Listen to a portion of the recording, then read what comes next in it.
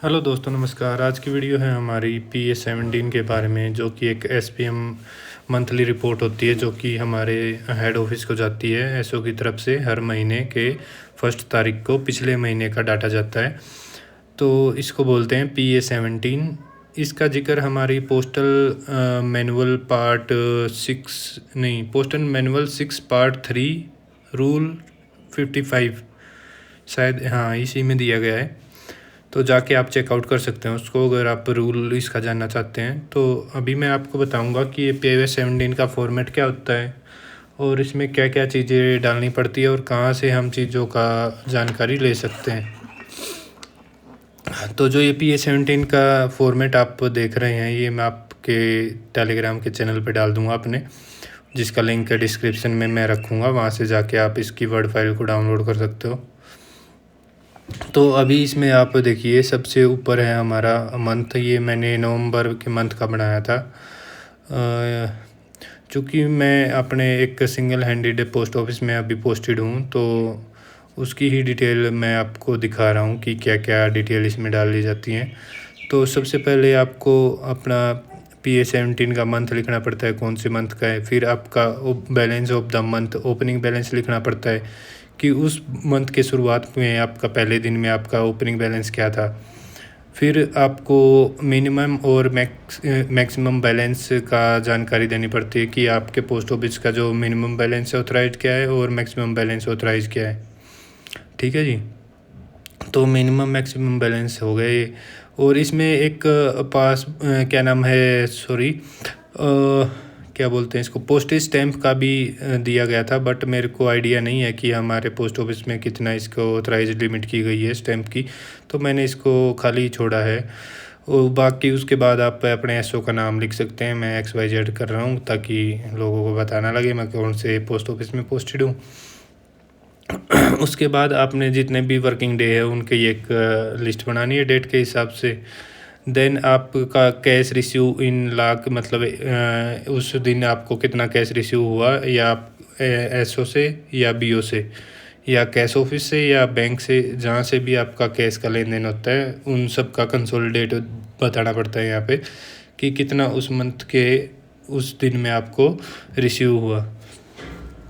इसके बाद इसका अगला कॉलम है वैल्यू ऑफ स्टैम्प रिसीव। अगर आपको किसी डेट में स्टैम्प अपने हेड ऑफिस से रिसीव होती है या बीओ आपको भेजता है, या जिस मर्जी से भी आपको मिलती हैं स्टैम्प आपके ट्रेजरी के लिए या इन्वेंट्री के लिए, तो उसकी डिटेल इसमें डालनी पड़ती है, कितने रुपए की स्टैम्प इसमें प्राप्त हुई या रिसीव हुई।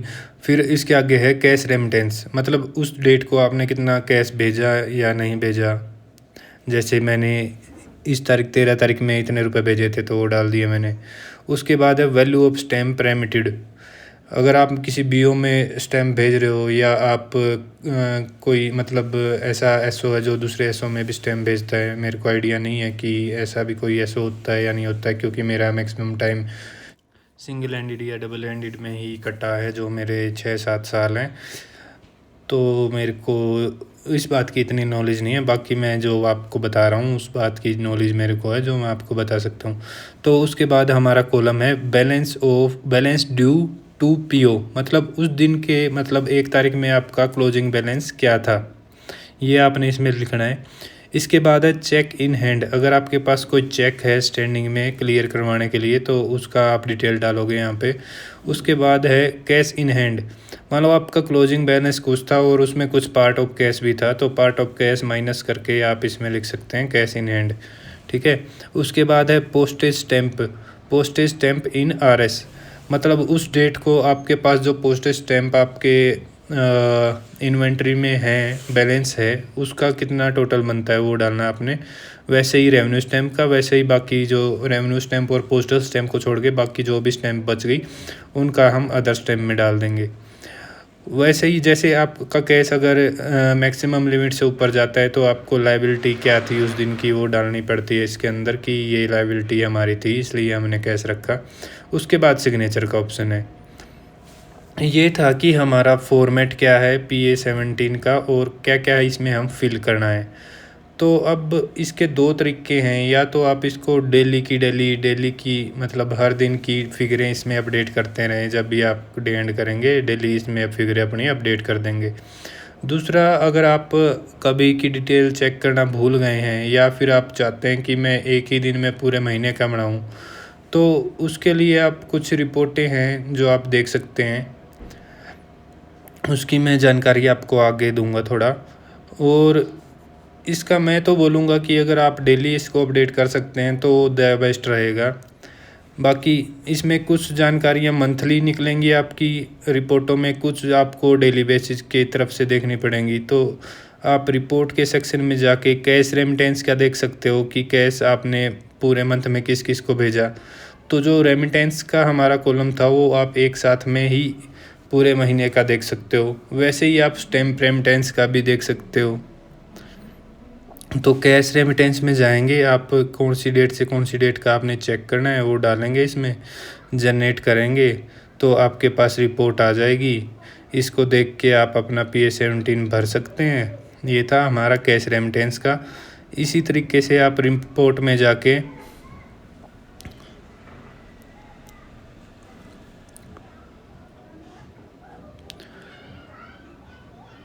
स्टैम्प रेमिटेंस भी इसी तरीके से देख सकते हैं आप। स्टैम्प रेमिटेंस का भी है इसमें दिया गया, इसमें भी आप पूरे मंथ का डिटेल देख सकते हैं कि कब किसको कितना स्टैम्प भेजा है।